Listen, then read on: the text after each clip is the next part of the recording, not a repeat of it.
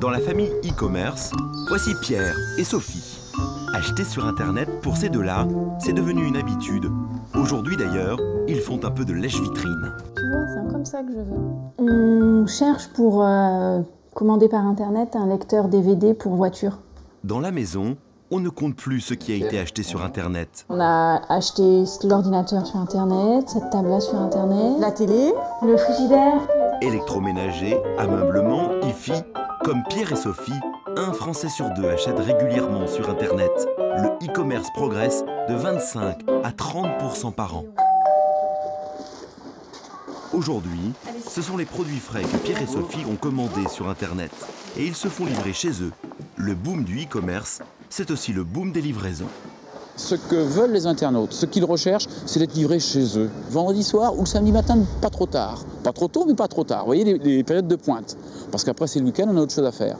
Donc, il y a des créneaux, ce qu'on appelle des fenêtres de livraison, qui sont assez chargées. Et donc, on a une augmentation du trafic en termes de livraison sur ces pointes du vendredi et du samedi matin. Le souci quand on se fait livrer, c'est qu'il peut y avoir de mauvaises surprises. Qu'est-ce que vous faites?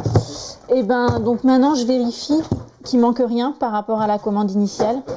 Au niveau de l'alimentaire, non, on n'a pas d'erreur, c'est rare.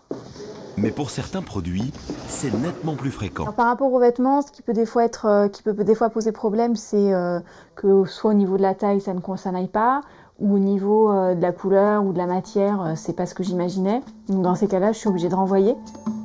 15 à 20% des achats en ligne sont renvoyés en magasin et font donc une deuxième fois les kilomètres déjà parcourus. Cette pratique est courante et de nombreux sites en font un argument marketing. Ils prennent en charge le retour des marchandises. Il y a un autre problème avec les livraisons. Oui, bonjour madame, excusez-moi de vous déranger, c'est la poste. J'ai un colis pour vous. 9 fois sur 10, le client est là pour recevoir sa commande. Mais dans 10% des cas, il n'y a personne et le livreur doit passer une seconde fois. Pour éviter ces allers-retours superflus, de nouvelles façons de recevoir les colis apparaissent. Bonjour madame. Dans ce pressing, on ne vient pas forcément chercher ses Je vêtements. viens chercher un paquet, un colis commandé par Internet. Ce pressing est aussi ce qu'on appelle un point de retrait. Les colis sont envoyés et stockés et on vient les chercher aux heures d'ouverture. C'est une bonne alternative à la livraison à domicile. Merci à vous. Merci beaucoup à vous. Bonne journée. Bonne journée. Les livraisons à domicile, on a des tranches horaires qui sont assez larges, tandis que là, je viens quand je peux. Tout réseau confondu, il y a près de 20 000 points de retrait de ce type en France. Nous sommes à Bessancourt, un petit village d'1 millier d'habitants près de Belfort.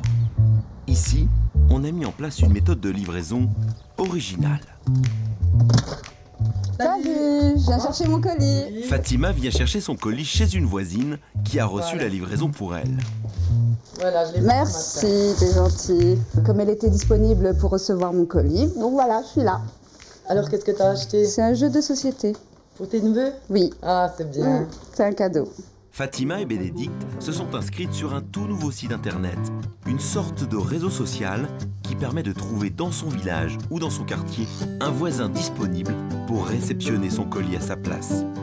Le réceptionnaute, c'est ainsi qu'on l'appelle, choisit de rendre le service gratuitement ou de se faire rétribuer entre 1 et 3 euros.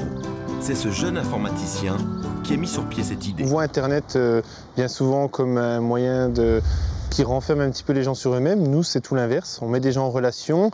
On a des gens, par exemple, qui sont des retraités, qui sont heureux de pouvoir aider leurs voisins. Ils ne se connaissaient pas forcément. Ils vont se rencontrer par le biais de notre site. Pour l'instant, le site ne compte que 300 inscrits. Mais avec le boom des livraisons, il a peut-être un avenir radieux devant lui.